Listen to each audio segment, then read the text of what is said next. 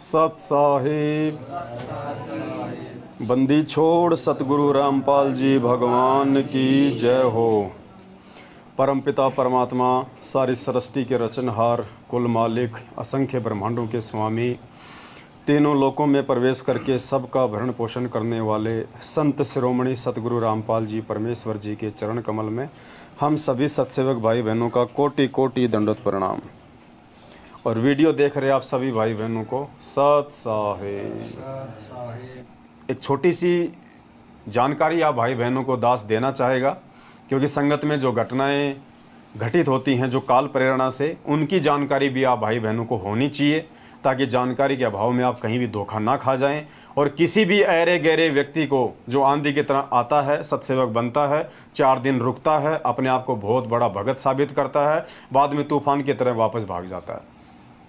तो पुण्यात्माओं, बहुत सोच समझ के परमात्मा कहते हैं कि पग पग पे यो तक तक मारे काल कसाई बाणा। हमने बहुत संभल के चलना है। ये भक्ति का पीक टाइम चल रहा है। और काल भगवान के विषय में परमात्मा ने बताया कि वो स्वयं सामने प्रकट नहीं होता है, वो अपने एजेंटों के माध्यम से, अपने दूतों के माध्यम से अपना काम करवाता है, वो प्रकट होता है। तो हमने यदि वर्तमान में सबसे ज़्यादा सावधानी किसी से रखनी है, इस बात को आप सभी भाई बहन कान खोल के सुन लें।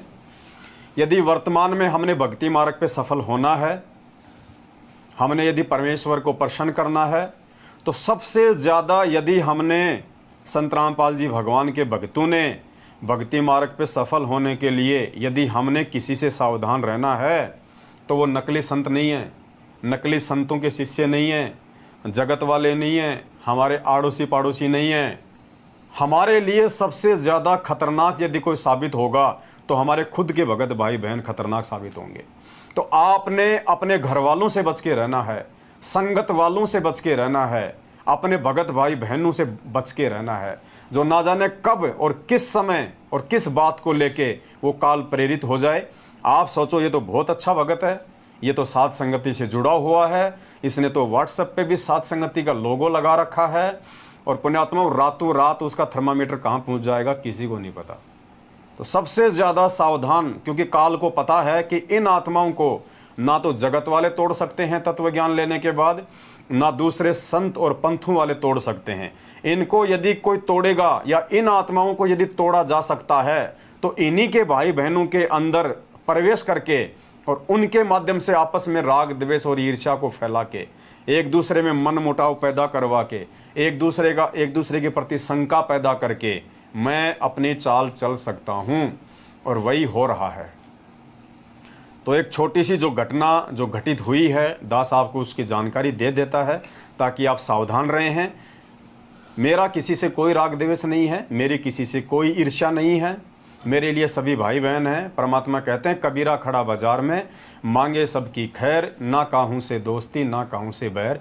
लेकिन परमात्मा ने जिस सेवा के लिए दास को निमित्त बनाया है, साथ संगतियों को लेकर खड़ा किया है, तो दास की जिम्मेदारी बनती है दास पक्षपात रहित होके निष्पक्ष भाव से आप जियों को सच्चाई से अवगत करवाता रहे, ताकि आप जी ठोकर खाने से बचें, किसी भी भगत के बहकावे में आने से बचें।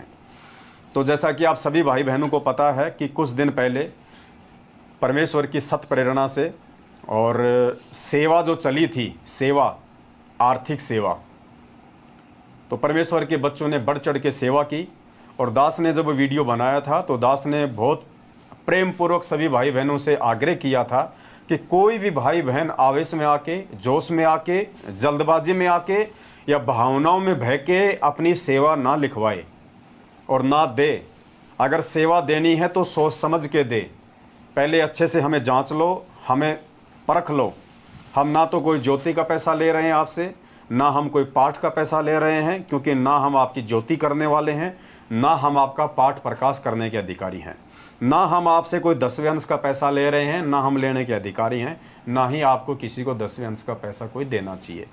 दास ने सभी भाई बहनों से प्यार प्रेम से उस वीडियो में समझाया था कि ज्योति का पैसा यदि आपने निकाल के रखा हुआ है, पाठ प्रकाश का पैसा यदि आपने निकाल के रखा हुआ है, 10वें अंश का पैसा यदि आपने निकाल के रखा हुआ है, तो वो पैसा आपके घर में पड़ा पड़ा कोई काम नहीं आने वाला है।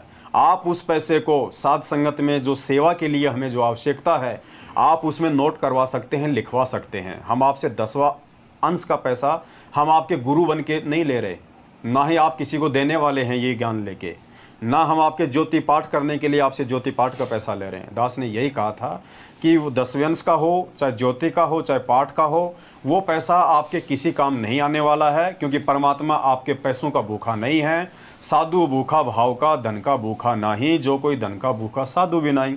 और वर्तमान में संगत में उसी परमेश्वर के आशीर्वाद से, उसी परमेश्वर की सत प्रेरणा से भगत भाई बहनों को जगाने के लिए, काल भगवान की सूक्ष्म चाल से बचाने के लिए, जो कि सतलोक आश्रम मैनेजमेंट हरियाणा और गुरुजी का कलयुगी परिवार, आपके कोऑर्डिनेटर, आपके नामदान संचालक, जो काल भगवान के मुख्य एजेंट हैं वर्तमान में इस धरती पे भगत समाज को बर्बाद करने के लिए, उन सभी आत्माओं से बचाने के लिए हमको अब कुछ पैसों की आवश्यकता पड़ेगी। क्योंकि मैं पवन दास भी, मैं किसी बिरले की औलाद नहीं हूँ, मेरा बाप कोई टाटा नहीं है, ना ही टाटा की कंपनी में कोई मैनेजर है। मैं एक निर्धन परिवार से हूँ, हमेशा आर्थिक तंगी से मैं जूझता आया हूँ। परमेश्वर ने 7 साल से दास को अपनी सेवा में लगा के रखा। 7 साल से हमने किसी से 1 रुपये की डिमांड नहीं करी है, क्योंकि पहले परमात्मा ने अच्छे से हमारे को तोड़ा है, मरोड़ा है, जांचा है, परखा है। किसी से सेवा के नाम पे 1 रुपये की हमने डिमांड नहीं करी। आने का, जाने का, गाड़ी का, घोड़ों का, किराए का, डीजल का, पेट्रोल का, मोबाइल का, घर का, राशन का, बच्चों का, खान पान का, सब पैसा हमने अपनी मेहनत से या किसी भाई बहन से उधार लेके हमने अपनी सेवा की। अब सेवाएं बहुत ज़्यादा आगे बढ़नी है, संगत बहुत ज़्यादा हो गई, साथ संगतियाँ बहुत ज़्यादा होने लग गई। हम लोग लगातार साथ संगतियाँ अटेंड नहीं कर पा रहे हैं, जबकि वर्तमान में हमारा साथ संगतियों में जाना अति आवश्यक है, एक बार भगत भाई बहन को सही तरीके से दिशा निर्देशित करने के लिए। बाद में तो सब लोग समझ जाएंगे, जान जाएंगे, पहचान जाएंगे, हमारी इतनी आवश्यकता नहीं पड़ेगी।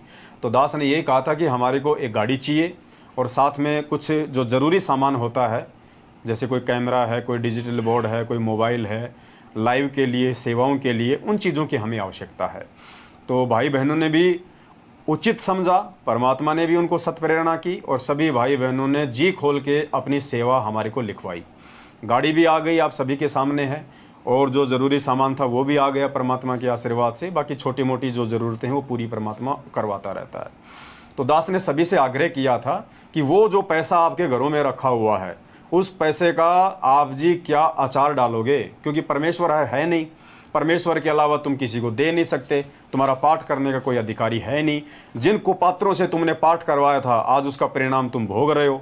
पाठ करवाते करवाते भी मैनेजमेंट से आज तुम्हारे घर में अकाल मौतें हो रही हैं, परेशानियां हो रही हैं, तुम्हारे काम धंधे ठप हो गए, तुम्हारे शरीर में कोई राहत नहीं है, तुम भगवान से दूर होते जा रहे हो। तो कम से कम ज्योति और पाठ और 10वें अंश के नाम पे नहीं, सेवा के नाम पे उन पैसों का सदुपयोग करो, ताकि परमेश्वर तुम्हें आगे कोई बरकत दे। और पुण्यात्माओं, ये पवन दास जो आपके सामने बैठा हुआ है, ये जीता जागता उदाहरण है।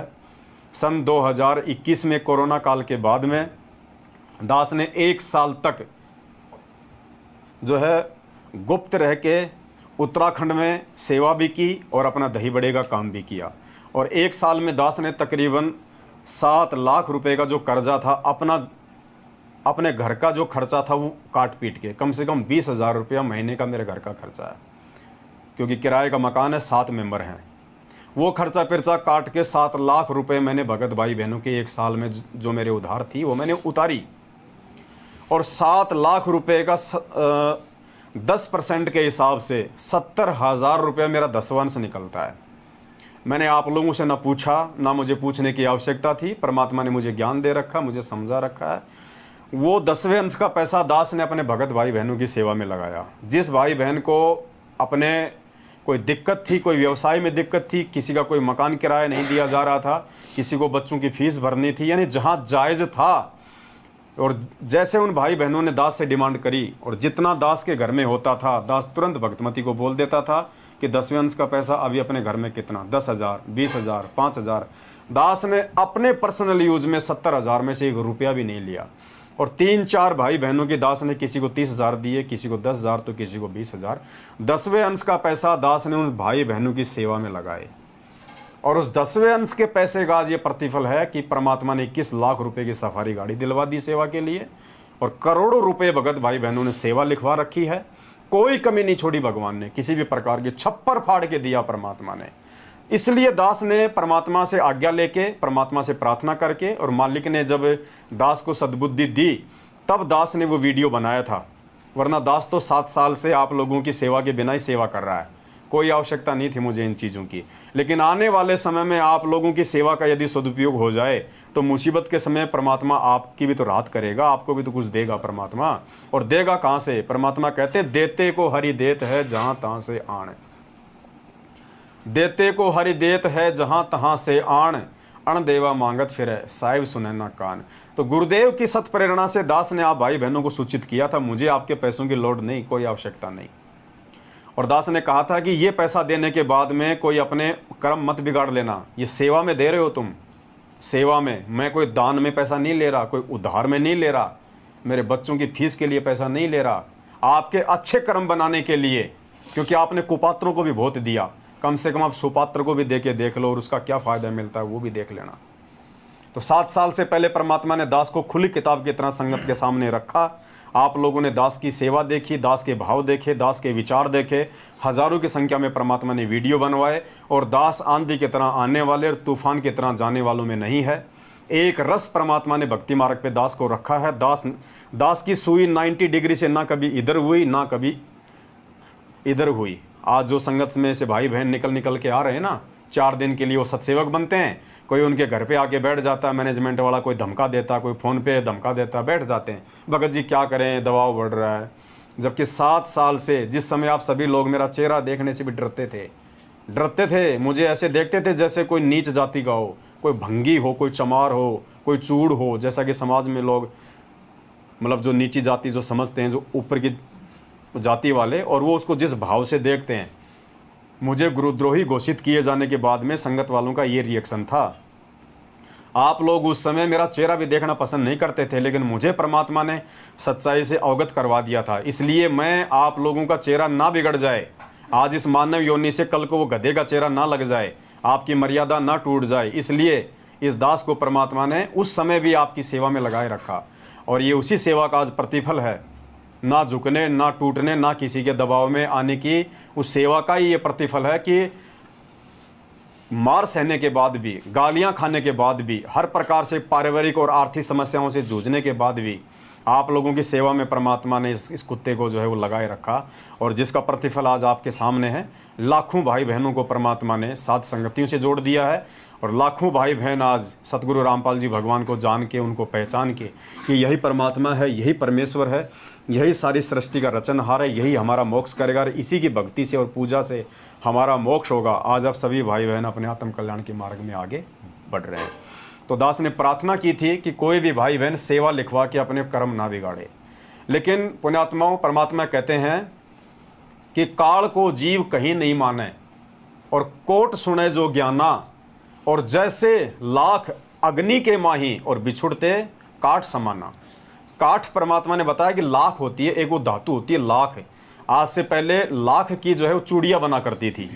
तो लाख क्या होता था कि ऐसी धातु है, उसको आग में रखोगे तो बिल्कुल वो पिघल जाता है, और आग से आपने उसको 10 सेकंड दूर क्या किया, वो बिल्कुल पत्थर बन जाता था वो।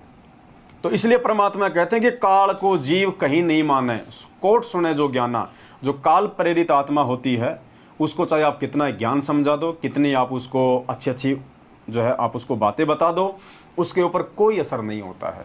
जिस प्रकार अग्नि से बिछुड़ने के बाद में उस लाख के ऊपर अग्नि का कोई असर नहीं होता है। तो दास जिन जिन आत्माओं के साथ में रहा है, परमात्मा ने जिन जिन आत्माओं के साथ में दास को रखा, उस समय तक वो आत्मा बिल्कुल शांत रहती हैं, कुछ नहीं बोलती। और जैसे दास उन आत्माओं से दूर हो जाता है, एकदम से वो काल प्रेरित हो जाती हैं, उनके ऊपर काल भगवान झपट्टा मार देता है। लेकिन दास भैया कब तक आप लोगों के साथ में रह के आपको बचाएगा? आपने स्वयं भक्ति मार्ग पे आगे बढ़ना पड़ेगा। तो बहुत सारे उदाहरण हैं, इसलिए दास आपको सूचित करना चाहता है ताकि आप सावधान रहें।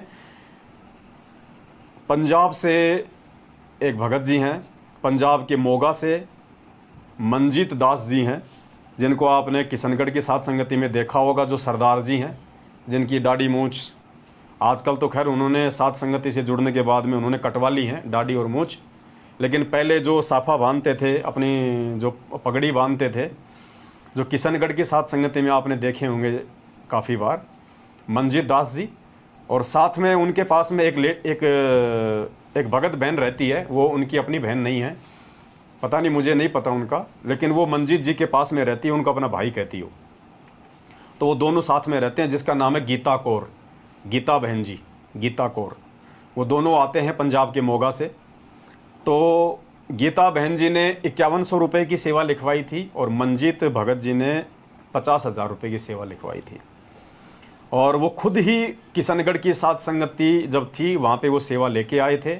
उन्होंने खुद ही दास के हाथ में तो नहीं दिए, दास तो क्योंकि महाराष्ट्र में साध संगति थी, वहाँ पे जलगांव में, दास को अलीबाग में, तो दास को तो वहाँ जाना था। तो दास बोल गया था कि बाकी जो भगत थे, दास ने कहा कि आप इनको सेवा दे देना। और उनकी सेवा जो है गाड़ी में लग भी गई थी, क्योंकि हमने जो गाड़ी खरीदी थी, गाड़ी में उनकी सेवा भी लग गई थी।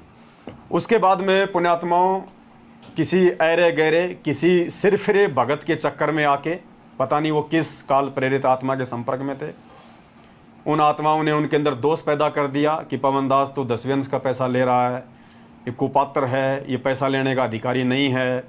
और उन दोनों आत्माओं के अंदर, मंजीत दास और गीता कौर के अंदर, वो दोष उत्पन्न हो गया।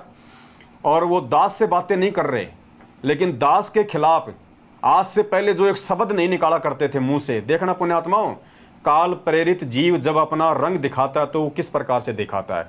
वैसे तो बिल्कुल वो साधु नजर आएगा, बगुला नजर आएगा, जैसे बगुला पानी में एक टांग उठा के आंख बंद करके यूं हल्का सा खोल के यूं रहता है। अब दूसरे तो जो पक्षी होते हैं वो तो ये देखते हैं कि भैया तो बिल्कुल ये तो साधु आदमी है, ये तो कोई राम का नाम ले रहा है, बिल्कुल शांत है बेचारा, थोड़ी थोड़ी आंख खोल रखी हैं, जबकि उनको ये नहीं पता कि वो शिकार पे नजर रखे हुए। तो वो भाई बहन पहले तो बड़े भगत नजर आते थे, बड़े साधु नजर आते थे। अब हमें क्या पता, हमको अंतर्यामी थोड़ी हैं। तो उन्होंने सेवा दी, हमने सेवा ले ली, सेवा उनकी हमने गाड़ी खरीदने में लगा दी।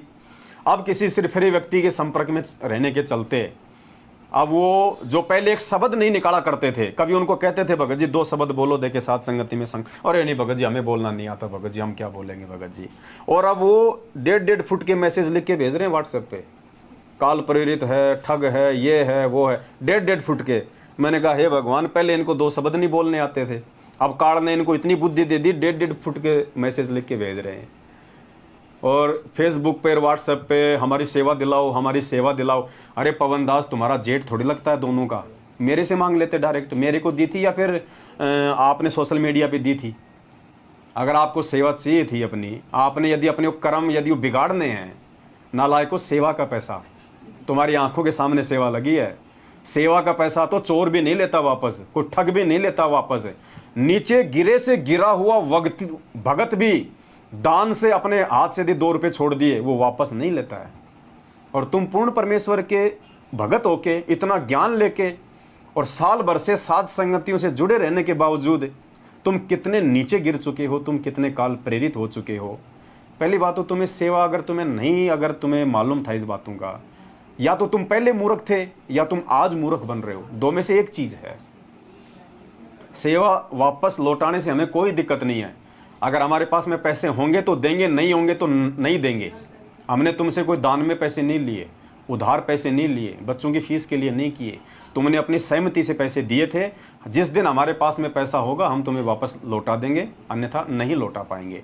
लेकिन तुम्हारी जो नीयत है, जो सोच है कि काल भगवान जीव को इस सत भक्ति मार्ग में आने के बाद भी कहाँ और किस समय उसको नीचे गिरा सकता है, ये भगत समाज को थोड़ी सी जानकारी देनी अति आवश्यक थी, ताकि कोई भी भगत भाई बहन उन दोनों के चक्कर में आके या उन दोनों को सत्सेवक जान के और कहीं वो धोखा ना खा जाए। अपनी सावधानी आप लोग स्वयं रखें। दास की जानकारी केवल इतनी है कि आप लोगों को सही दिशा में लेके चलूं, आप लोगों का मार्गदर्शन करूं। कौन भगत सही चल रहा है, कौन भगत सही नहीं चल रहा है, इसकी जानकारी मुझे हो जाए, उसके बाद आप जियों को मैं दूं। तो पंजाब के मोगा से मंजीत दास जी और बहन गीता कौर, ये अब सत्सेवकों की सूची में नहीं है। भले इनके व्हाट्सएप पे, इनके फेसबुक पे साध संगति का लोगो लगा होगा, लेकिन जो भी भगत भाई बहन निकट भविष्य में इनसे संपर्क करे तो भाई ये सोच के ना करें कि ये पवन दास के संपर्क में है या ये साध संगत से ये जुड़े हुए हैं। आप अपनी जो क्या बोलते हैं सावधानी है वो आपके हाथ में है। ये सूचना देनी आपको दास ने थोड़ी सी उचित समझी थी। तो दास ने आपको बता दिया है। अब हम आगे बढ़ते हैं आज की साथ संगति के लिए, क्योंकि बीच बीच में पुण्यात्माओं ये वीक पॉइंट हैं, ये बताने बहुत ही ज़रूरी हैं। क्योंकि देखो मेरे साथ में भगत 4 दिन के लिए जुड़ते हैं और उसके बाद वो वापस भाग जाते हैं। आप किसी भी भगत को मेरे से जोड़ के ना देखें, किसी को भी, मेरी औरत को भी, मेरी भक्तमती को भी आप मेरे से जोड़ के ना चलिए। मेरे बच्चों को, मेरी माँ को भी आप मेरे से जोड़ के ना चलिए। क्या पता कब और किस समय उन पे काल का दाव लग जाए, उनकी किसी मर्यादा तोड़ने के चलते। तो मैं अपनी औरत का जिक्र कर रहा हूँ, इससे ज़्यादा कोई निकट मेरे नहीं हो सकता और भगत भाई बहनों के रूप में।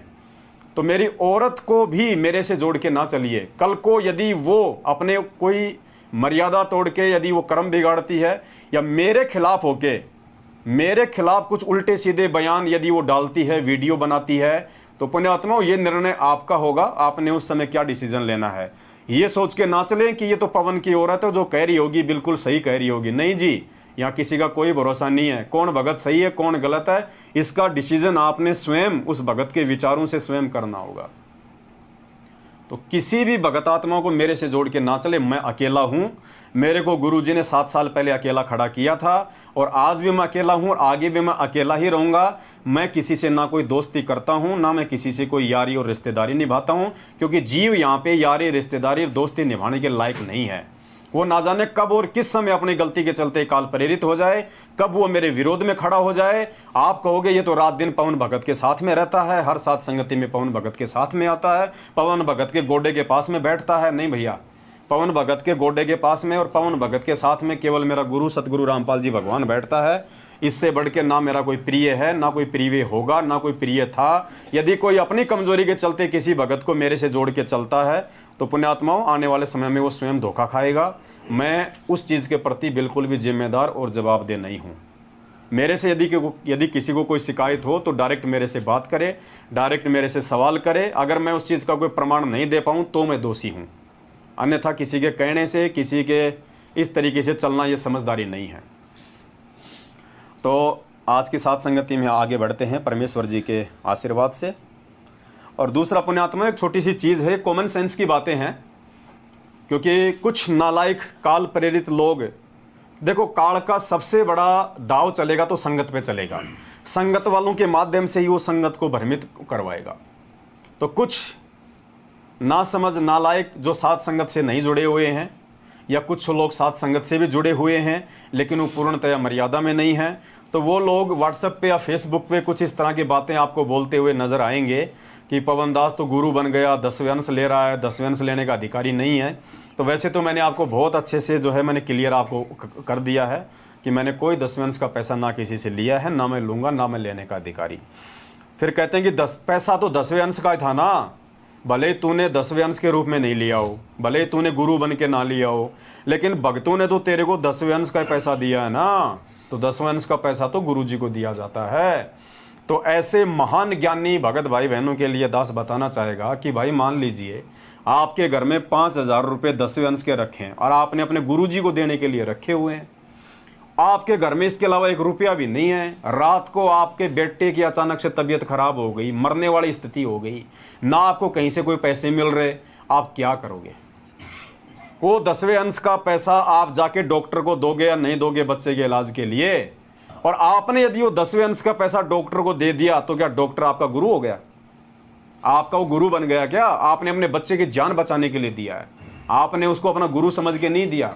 वो पैसा आपका वहां पे यूज में आया, सदुपयोग में आया, क्योंकि 10वें अंश का पैसा गुरुजी अपने बच्चों की सेवा के लिए लेते हैं। और वो पैसा यदि तुम अपने बच्चे के इलाज में नहीं लगाता तो परमात्मा तुझे कभी भी माफ नहीं करता, क्योंकि वो तेरा बच्चा है, वो भी परमात्मा का बच्चा है। और परमात्मा का पैसा यदि परमात्मा के बच्चों के काम नहीं आया तो धिक्कार है उस पैसे को।